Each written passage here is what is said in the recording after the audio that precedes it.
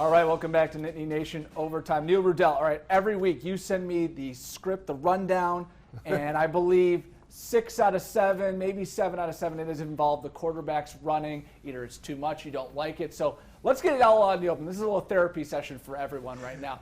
What can Penn State do to fix it, and why does it bother you? Well, I'm just happy you're reading the script. You want to get out of here real quick? Yeah, we're going. We got about a 15-minute. Hey, it worked yesterday. It got a win. But I just, you have a fullback that you're bringing in to play backup quarterback now. So I think you can have the flexibility down in the goal line to maybe have an occasional package that you have a jumbo set and a fullback. They've been using double tight ends. That's power football. They want to play power football right now. But, I just think that big picture-wise, I don't know if it's sustainable at the highest level where you want to go. Where you want to beat Ohio State. If you're going to be running your quarterback on all these quarterback draws, I question that. I think the quarterbacks are taking a beating, and I think it denies some other opportunities for skill players. I've been saying it. If you watch the highlights, as soon as Levis comes into the game, they're bringing the house. I mean, they know what's coming, and there's no run pass option. It's now run for your life. Well, not only, as the game wore on, excuse me. Yeah, but not only that, one of our moderators, PSU Mountain Bike, I'll give him a shout out.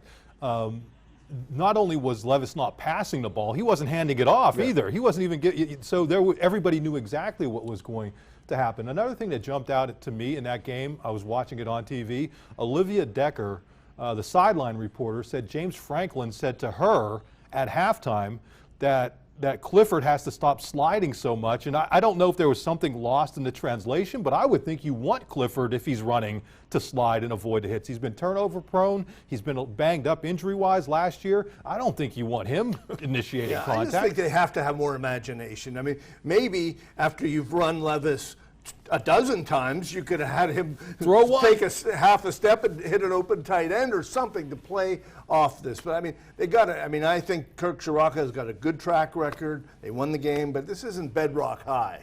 I just think you can do better. I mean, I'm sorry to jump in on you, but Clifford throws a great ball down the seam. Probably the best I've seen at Penn State.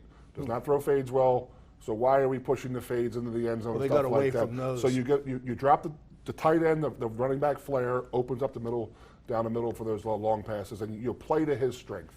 I do think they got the ball out of Clifford's hands a lot faster these last couple weeks, and the dropbacks where he was getting sacked, where Levis was getting sacked. The thing about Levis is everybody talks about what a strong arm he has. So well, it'd be nice to see it. Must not be accurate. One thing, just so people know, Kirk Ciarrocca actually met with the media via Zoom. And he was asked that question. I think Corey Geiger asked about the fade patterns, and he said they work in practice.